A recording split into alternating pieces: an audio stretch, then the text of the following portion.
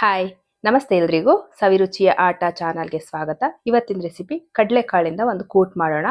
ತುಂಬಾನೇ ರುಚಿಯಾಗಿರುತ್ತೆ, ಹಾಗೆ ತುಂಬಾ ಸಿಂಪಲ್ ಆಗಿ ಕೂಡ ಮಾಡ್ಕೋಬಹುದು. ಮಕ್ಕಳಿಗೆಲ್ಲ ಪ್ರೋಟೀನ್ ಎಲ್ಲ ಬೇಕಲ್ವಾ, ಅದರಿಂದ ನಾವು ವಾರದಲ್ಲಿ ಒಂದು ದಿವಸನಾದ್ರೂ ಈ ರೀತಿ ಕಡಲೆಕಾಳಿಂದ ಮಾಡಿಕೊಟ್ರೆ ತುಂಬಾ ಇಷ್ಟಪಟ್ಟು ತಿಂತಾರೆ. ಚಪಾತಿ ಜೊತೆಗಾಗಿರ್ಬೋದು, ದೋಸೆ ಜೊತೆಗೆ, ಇಡ್ಲಿ ಜೊತೆಗೆಲ್ಲ ತುಂಬಾನೇ ಚೆನ್ನಾಗಿರುತ್ತೆ. ಹಾಗೆ ನಾವು ಮುದ್ದೆ ಏನಾದರೂ ಮಾಡ್ಕೊಂಡ್ರೆ ಮುದ್ದೆ ಕೂಡ ತಿನ್ಬೋದು, ಇಲ್ಲ ಅನ್ನ ರಸಂ ಮಾಡ್ಕೊಂಡ್ರೆ ಸೈಡ್ ಡಿಶ್ ಆಗಿ ಉಪಯೋಗಿಸ್ಕೋಬಹುದು.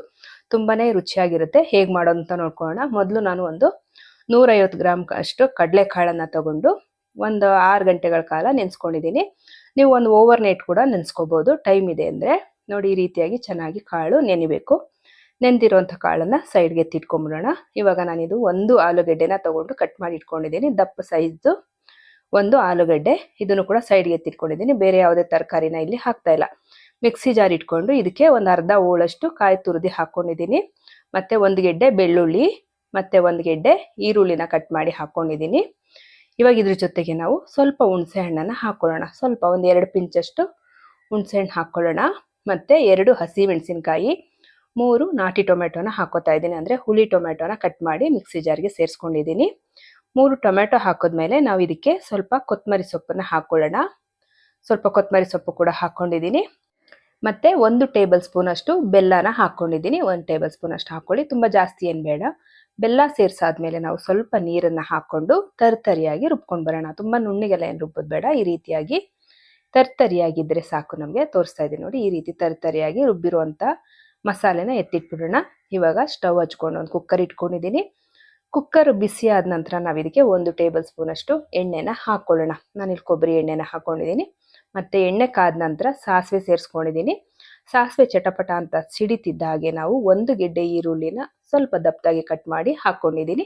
ಮತ್ತೆ ಸ್ವಲ್ಪ ಕರಿಬೇವಿನ ಸೊಪ್ಪು ಕೂಡ ಹಾಕೊಂಡಿದ್ದೀನಿ. ಈರುಳ್ಳಿ ಹಸಿ ವಾಸನೆ ಹೋಗೋವರೆಗೂ ಈ ರೀತಿ ಎಣ್ಣೆನಲ್ಲಿ ಫ್ರೈ ಮಾಡ್ಕೊಳ್ಳೋಣ. ಸ್ವಲ್ಪ ಫ್ರೈ ಆಗಿದೆ ನೋಡಿ. ಇವಾಗ ನಾವು ಇದಕ್ಕೆ ಒಂದು 1/4 ಟೀ ಸ್ಪೂನ್ ಅಷ್ಟು ಅರಿಶಿನದ ಪುಡಿನ ಹಾಕೊಳ್ಳೋಣ. ಅರಿಶಿನದ ಪೌಡರ್ ಹಾಕೊಂಡ್ಮೇಲೆ ಈರುಳ್ಳಿ ಈ ರೀತಿ ಬಣ್ಣ ಚೇಂಜ್ ಆಗುತ್ತೆ.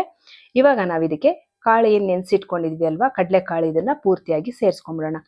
ಕಡಲೆಕಾಳು ಸೇರಿಸಿ ಆದ ನಂತರ ನಾವು ಇದನ್ನ ಸ್ವಲ್ಪ ಒಗ್ಗರಣೆನಲ್ಲಿ 1 ನಿಮಿಷ ಈ ರೀತಿ ಫ್ರೈ ಮಾಡ್ಕೊಳ್ಳೋಣ. ಇವಾಗ ಕಟ್ ಮಾಡಿ ಇಟ್ಕೊಂಡಿದ್ದಂಥ ಆಲೂಗಡ್ಡೆ ಕೂಡ ಸೇರಿಸ್ಕೊತಾ ಇದ್ದೀನಿ. ಸೇರಿಸ್ಕೊಂಡು ಇದನ್ನು ಒಂದ್ಸಲಿ ಚೆನ್ನಾಗಿ ಮಿಕ್ಸ್ ಮಾಡ್ಕೊಂಬಿಡೋಣ. ಇವಾಗ ಮಸಾಲೆ ಹಾಕ್ತಾ ಇದ್ದೀನಿ. ನಾವು ಸಾಂಬಾರಿಗೆಲ್ಲ ಏನು ಉಪಯೋಗಿಸ್ತೀವಿ ಇದೇ ಮಸಾಲೆ ಪೌಡರ್ನ 1.5 ಟೇಬಲ್ ಸ್ಪೂನ್ ಅಷ್ಟು ಮಸಾಲೆನ ಹಾಕಿದ್ದೀನಿ. ನೀವು ಖಾರ ನೋಡಿಕೊಂಡು ಹಾಕೊಳ್ಳಿ. ನಾನಿಲ್ಲಿ 2 ಹಸಿಮೆಣಸಿನ್ಕಾಯಿ ಕೂಡ ಹಾಕಿರೋದ್ರಿಂದ 1.5 ಟೇಬಲ್ ಸ್ಪೂನ್ ಅಷ್ಟು ಮಸಾಲೆ ಪೌಡರ್ನ ಹಾಕಿದ್ದೀನಿ. ಮತ್ತೆ ಇದಕ್ಕೆ ರುಬ್ಬಿದ್ದಂಥ ಮಿಶ್ರಣ ಕೂಡ ಹಾಕೋತಾ ಇದ್ದೀನಿ. ಮಸಾಲೆ ಏನು ರುಬ್ಬಿಟ್ಕೊಂಡಿದ್ವಿ, ಕಾಯಿ ಮಸಾಲೆ, ಇದನ್ನ ಕೂಡ ಸೇರಿಸ್ಕೊಂಡು ಇದಕ್ಕೆ 1 ಗ್ಲಾಸ್ ಅಷ್ಟು ನೀರನ್ನು ಹಾಕೊಂಡು ಚೆನ್ನಾಗಿ ಮಿಕ್ಸ್ ಮಾಡ್ಕೋತಾ ಇದ್ದೀನಿ. ನೋಡಿ, ಈ ರೀತಿಯಾಗಿ ಮಿಕ್ಸ್ ಮಾಡ್ಕೊಂಡಿದ್ದೀನಿ. ಇನ್ನು ಸ್ವಲ್ಪ ನೀರು ಸೇರಿಸೋಣ. ಕಾಳೆಲ್ಲ ಬೇಯಬೇಕಲ್ವಾ, ಅಕ್ಕಿಲ್ಲ ಅಂದರೆ ತಳ ಹಿಡ್ಬಿಡುತ್ತೆ. ಅದರಿಂದ ಸ್ವಲ್ಪ ನೀರು ಸೇರಿಸ್ಕೊಂಡು ನಾವು ಒಂದ್ಸರಿ ಚೆನ್ನಾಗಿ ಮಿಕ್ಸ್ ಮಾಡಿಕೊಂಡು ಇದಕ್ಕೆ ರುಚಿಗೆ ತಕ್ಕಷ್ಟು ಉಪ್ಪನ್ನು ಹಾಕ್ಕೊಳ್ಳೋಣ.